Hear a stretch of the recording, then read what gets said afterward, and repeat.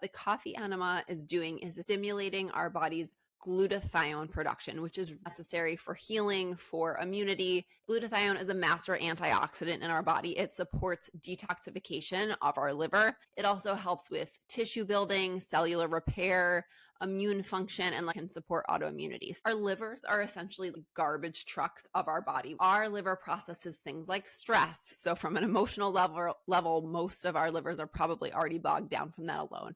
Processes sugar, alcohol, fat, and toxins that we may accumulate from pollutants or other things in our external environments.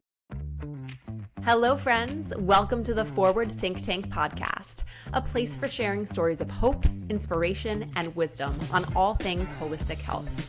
I'm your host, Jamie Mazza, a holistic health coach and lifelong dancer. After being diagnosed with a rare thymic tumor and autoimmune disease, I am on a mission to fully, radically heal. Tune in as I share stories from my personal healing journey, interviews with forward thinkers and healers in the wellness industry, and stories from incredible humans who have gone through their own health challenges and continue to move forward in hope. Thanks for tuning in. So grateful you're here.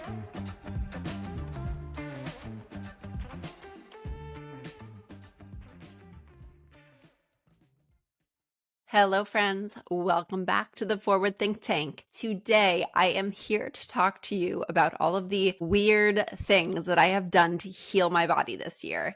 And I put weird in quotations because I think some of the people who follow this podcast and who know me well know that a lot of these weird things may not be as out of the box as they sound. So I am somebody who has taken a naturopathic approach to my healing journey in combination with conventional medicine where necessary and having those interventions. I really believe in the power of supporting my body, whether that's detoxing from a med that we decide to do, or preparing my body for surgery, which may happen in the future, or just keeping my immune system strong, helping my immune system reroute. Because having an autoimmune diagnosis, the immune system is really confused, which is in a nutshell what happens when you have an autoimmune situation. Your body ends up attacking itself. And we really don't want to do that. We want to help my body heal. If you are also going through something like this, maybe you can relate. A lot of this has come as guidance from my naturopathic doctors. I do want to preface that even though I'm sharing these things rather generally, always consult with a professional. I do not say that lightly. I see it all the time in weekly calls with Dr. Lori and people who are part of her group. There are certain things that work for certain people and certain things that she does not advise for others. And that is very unique to your own situation, depending on your diagnosis, on your blood work, depending on certain biomarkers, genetic mutations you may have. There are all sorts of reasons why protocols may not apply to everybody.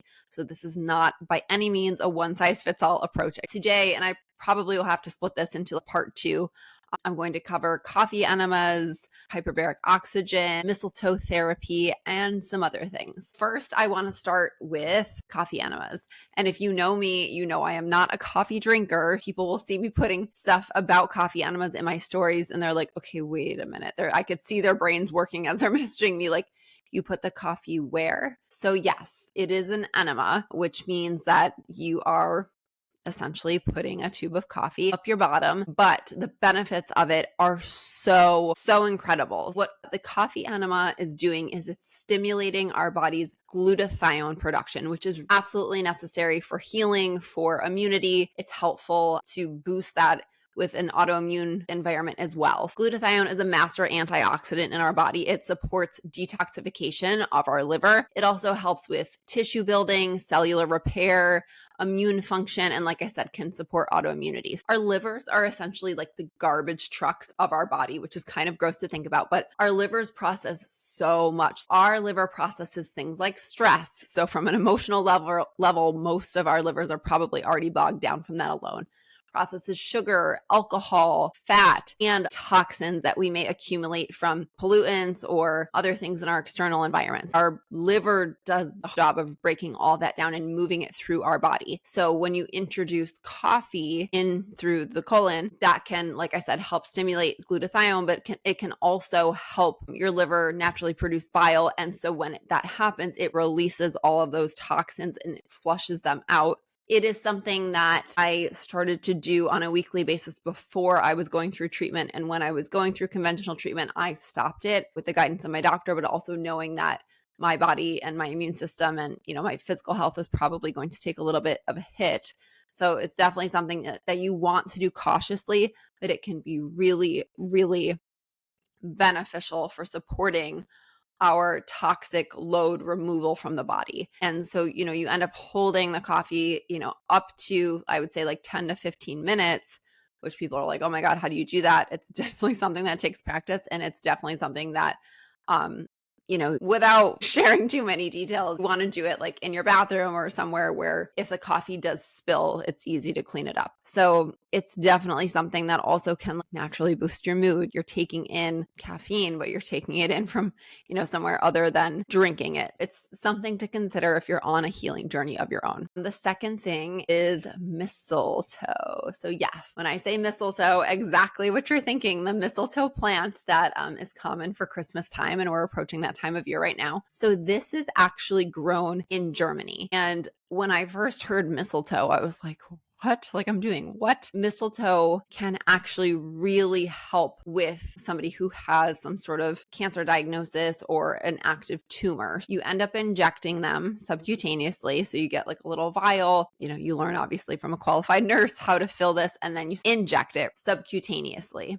And mistletoe can help modulate the immune system. So again, if you have a cancering process in your body, your immune system is already dysregulated. It's confused. It hasn't recognized those cancer cells as foreign invaders and done its job to properly break those cells down and clean them up, which then strengthens the cancer cells. And, they're very sneaky. Over time, they start to bring in a life force and fuel, and they steal that from your body, and then the tumor grows. So mistletoe injections are anti-parasitic, and I don't have a lot of information about this, but I'm very curious and I'm continuing to learn.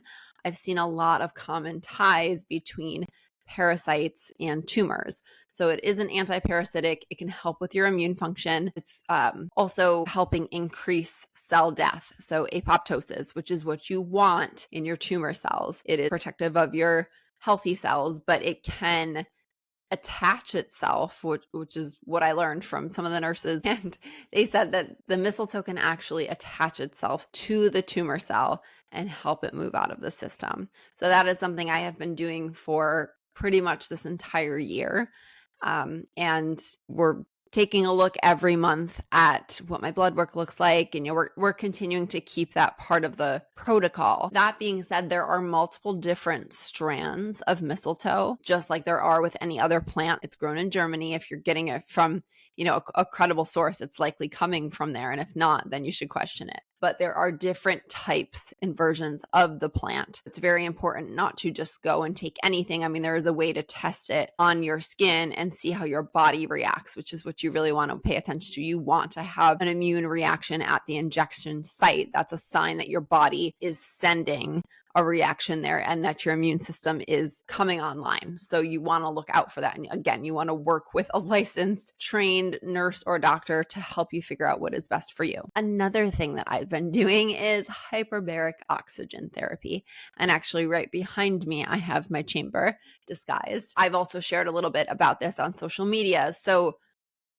And again, this is all what I have learned over the last year. I am by no means an expert in any of these areas, but I'm really taking these tools and understanding how they can help and why they're important. You may have seen people using hyperbaric oxygen for enhanced quality of life, or often people do this to help heal tissue damage, or when somebody's had a surgery and their body's been cut open, it can help heal the skin and heal wounds. In, cancering type of diagnosis, cancer cells cannot survive and thrive in a highly oxygenated environment. So oftentimes you will see that people may have higher levels of carbon dioxide in the body when they have a cancering process. So that's why things like working out are really important. Walking, getting circulation in your body is really important to help oxygenate your cells, but hyperbaric oxygen can actually take it one step further.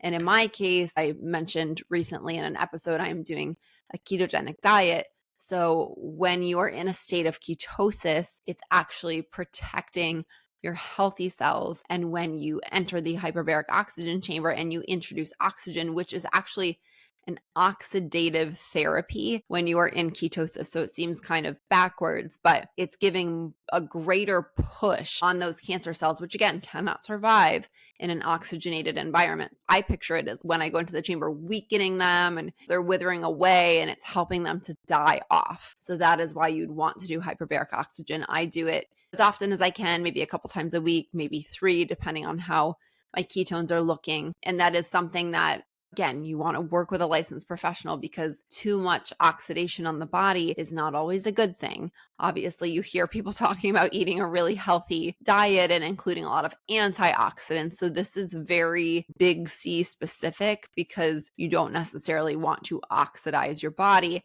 unless you're trying to get certain cells in your body to die off. There are times where I have had to stop that therapy and had to, allow my body to rebound and then continue when we get the green light from, either how I'm feeling physically or indications in my blood. Hey friend, if you love to cook in the kitchen and you're super mindful of ingredients in your condiments, I need you to try the Primal Kitchen brand. I am so obsessed with it. I have been a huge fan of their products for years because they are made with avocado oil and pure, simple ingredients. They really get back to basics when it comes to quality, and it's one of the few brands that I trust when I'm buying prepackaged foods.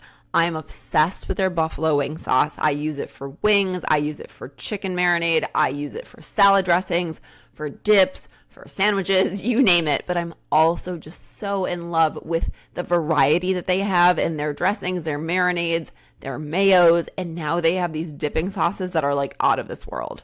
So if you are mindful of the ingredients in your kitchen, I highly encourage you to check them out. Like I said, they're made with avocado oil, which is so important. And when you're doing a keto diet like me, it's really optimal that you have high quality fats. So check out their brand. If you are new to the brand, you can get 10% off your first order using code JamieFWD at checkout. That's JAMIEFWD for 10% off your first order at checkout. I hope you enjoy. Let me know how you like it. I know you're going to love it. Another really fun thing, sweating my ass off, and that is in the form of an infrared sauna.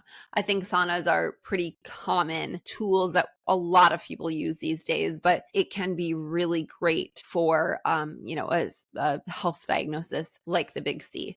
And that is because another thing that can help these cells die off is providing heat. So often big C cells survive in not only low oxygen environments, but also in cold, damp environments. So the more you can heat your body up, again, which is why workouts are so effective. You may see people sleeping in a sauna blanket, but in this case, an infrared sauna as well has multiple health benefits. It's great for detoxification. It can help our bodies produce more natural collagen, which can help your skin look more glowy, not as aging. It also helps remove impurities from our body, boost circulation, which is really great, especially in the winter, or if you're working from home and you're sitting a lot and you're not moving your body as much. It can also help with pain and inflammation. So if you're somebody who, works out a lot, has a lot of inflammation, or has some joint issues or some achiness, getting in a sauna and sweating it out can be really, really helpful. It enhances our natural immunity and our mood by reducing cortisol as well, which, is always going to be a great benefit for everybody. Another thing, which you may have seen me posting about, I tend to do this at least once a day. I even brought it into the hospital when I was in the hospital last month, Vibe Plate. And this was something that I tried for the first time when I went to Dr. Lori's clinic in Oakville, Ontario. They encouraged me to step on it, and I was like, sure, okay, I get it. Yes, it's helping circulation, helping lymphatic drainage. I could see why this is good for somebody who doesn't move very often, but I'm so active and I don't need to worry about this. Well, I got my ass handed to me this year, and there were many times, especially after the conventional treatment, where I wasn't feeling great, where I was feeling pretty sick, where I felt like I couldn't get out of bed, or more recently, it was hard for me to walk, and it was hard for me to get around the house and up and down the stairs. And in my mind, being a health coach, I know how beneficial it is to keep your body in motion just to help circulation. I actually have varicose veins, so it's even more important for me to keep my blood flowing throughout the day. But when you're sitting too often, it can have a cognitive effect on you as well. When you tend to feel, like you've got some cobwebs on your brain, you can't think clearly, you're sitting for too long, you're concentrating behind the computer screen for too long, you need to move. So the Vibe Plate is amazing because it's mine, at least in particular, is powered with a little remote control, so I can adjust the speed and how fast I move. Standing on there for 15 minutes is the equivalent of doing like a 60-minute workout. And I am by no means a lazy person, so I am not saying, get on there and get your workout in 15 minutes for the day. But if you're somebody who sits often, you need to move your body. And if you're somebody who is not feeling well while you're going through your diagnosis, or you're dealing with some sort of chronic illness where it's not as easy to get a workout in, then this can be so beneficial for you. So I do it every morning. It wakes me up. It makes me feel good. I put on some music.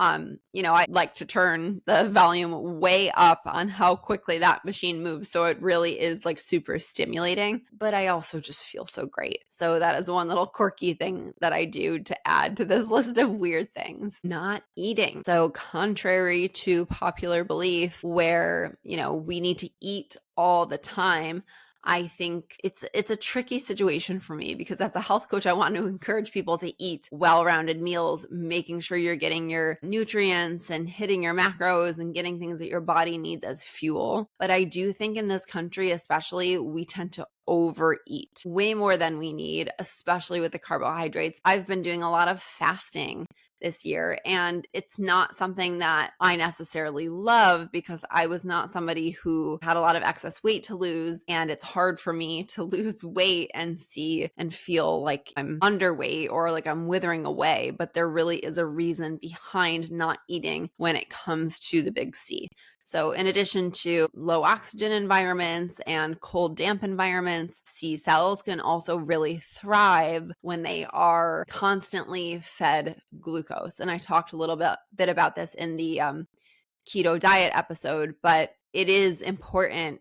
And this may not apply for every diagnosis, but I think more often than not, a lot of people going through the big C can benefit from decreasing their carb load and can also probably benefit from some form of intermittent fasting. I mean, it's great for our brain health. I would say be careful. And again, always work with a licensed professional. It can be a little bit detrimental to our hormones, especially if you're of childbearing age. So you want to be careful, but you also want to be conscious of why you're doing this. What is the benefit right now? Likely, if you're dealing with the big C, it's not really an ideal time to get pregnant. So you kind of want to prioritize what is most important and what you're focusing on at that time. So fasting and reducing the amount of glucose available in our bloodstream for those C cells to feed off of is really important and can be really effective for managing a diagnosis. So yes, I have been doing a lot of eating air, so to speak, but also eating very mindfully and paying attention to what I am fueling my body with when I am in those eating window periods. I made a list before I started this episode. Crying is another big one. I was actually talking to somebody else, a friend of mine who unfortunately is going through a diagnosis of her own. She's on the other side of her healing, but she's still worried about the potential of a reoccurrence. And, she was having some pain physically in her body. I saw that she went to a yoga class this morning and moved her body, which movement is medicine. If you follow me closely, I checked in with her. I said, I hope you're feeling okay. I hope that made you feel better. She's like, oh yeah. Like I realized I was holding in so much pent up emotion that I couldn't even help it. I let out a really good cry during class. And I was like, good for you. That's amazing. I cry all the time. And I'm not saying that in a way to make people feel bad for me. I think I spent a lot of years of my life not expressing my emotions enough and maybe keeping things kind of bottled and pushed down and not dealing with them or not speaking my piece if I didn't agree with something or standing up for myself if I needed to set a boundary. But I would tend to hide my emotions a bit. And if anybody can relate to that, you kind of have this all built up inside of you. And then when you finally do let out a cry, it's exhausting. So I have found, and I know Dr. Lori in some of our weekly calls has said how much of a healing and benefit it can be to let those tears out, to let the emotions flow.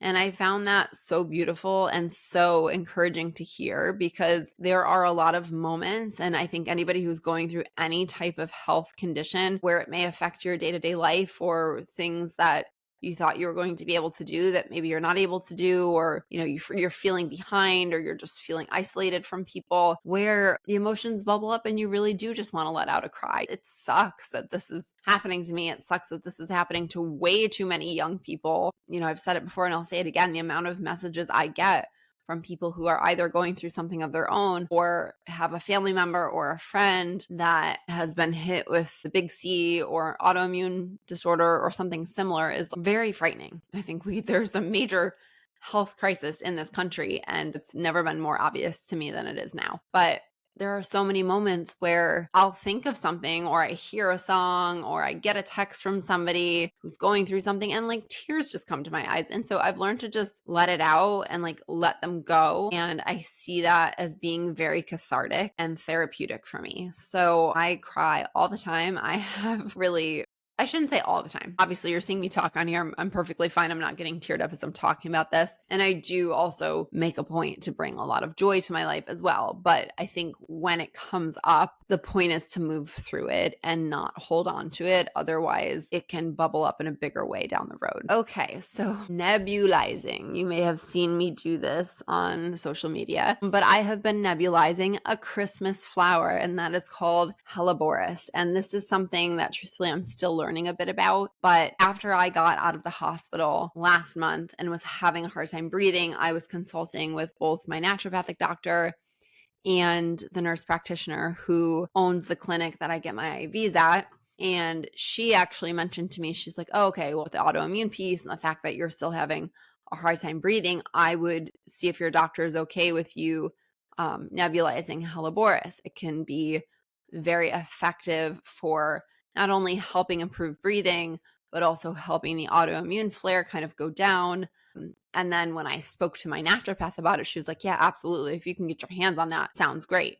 Also, I believe comes from Germany. So they're very plant forward. They seem to use a lot of plant medicines over there to treat these types of chronic health conditions, which I love and I'm all about and I'm very fascinated by. But Helleborus is actually a Christmas rose. I thought that was so beautiful, but it can also be effective at helping heal your lungs and helping with things happening, like activity in the lung area, which for me, there is some activity in the lung lining. So I think anything I can do to help eliminate that or help dissolve that or heal that, I'm going to do. So I have actually been nebulizing every other day.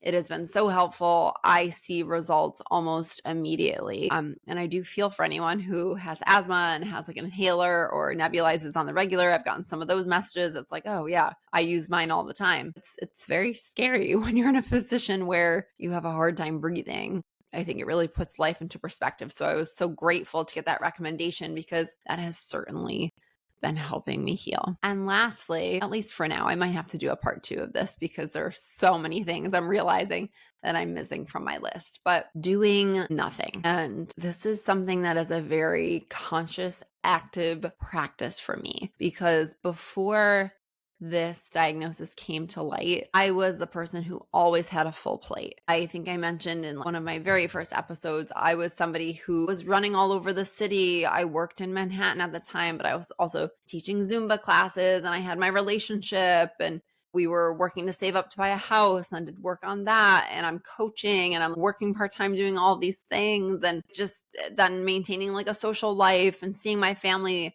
It just felt like there was a never ending to-do list. And I find myself, again, very grateful for the way life has shifted for me in this last year to accommodate my healing process. I realize that most people are still working full-time, have families, have other little humans to take care of. Unfortunately for me, that is not the situation right now. As much as I would love to have a family, we're not there yet. But I do think the situation is very unique because it can and has allowed me to slow down so much. And looking at the terrain 10, which Dr. Nasha Winters, as part of her methodology with the metabolic approach, there's 10 different terrains that can be involved in influencing this type of diagnosis. And one of those for me that really hit home was stress. And I think whether I realized it or not, even if I didn't feel physically stressed, I was chronically stressed. I was running from one thing to another My phone would ring.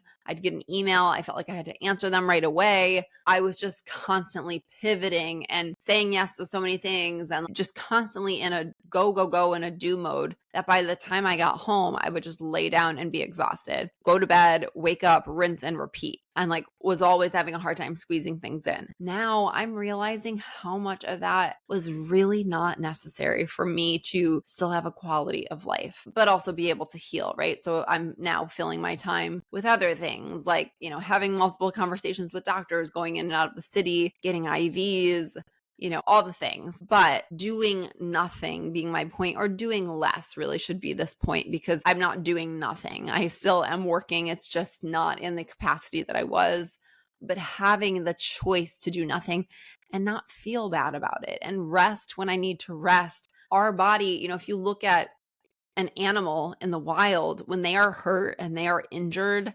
what do?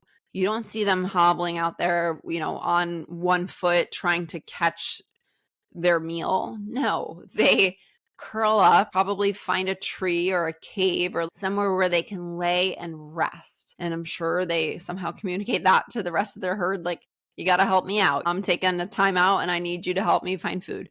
Or they don't eat. I think more often than not, those animals don't eat and they rest until they finally feel better and can recover. And it's something that human beings have gotten so far away from. It also comes back to trusting your body and listening to your body and asking your body what it needs. And I've gotten used to doing that more often on a daily basis, because some days what I need is more rest or I need a nap. Some days I know I need to get out and move my body and get in the sunshine. Other days I really need to put my phone on do not disturb and can't be bothered because I'm so emotionally overwhelmed. But then there are other days where I really do feel like socializing and connecting with people and getting myself outside of just constant healing mode. So every day is different. Every day, whether you're dealing with a diagnosis or not, your body might need something uniquely different that day. So it's important to get in touch and start asking your body what it needs and trusting it. I have been very blessed to have connected with other beautiful women who have thymomas, and I hope to have conversations potentially with some of them on this podcast, because I think as much as we have similarities, we all have a lot of differences. One in how we handled the diagnosis, in what helped us, in how we're feeling now and what we're doing to recover and where we're at in the journey. But one of them asked a question to the others. And at first I felt very overwhelmed because I'm also still actively going through the process. And it's, oh God, should I be doing this? Should I be considering this? Your brain can go in so many different directions. But my final advice for her before I signed off from the message and went to bed for the night was, ask your body, tune into your body. How does your body feel about that? About doing that or not doing that? What does your body need?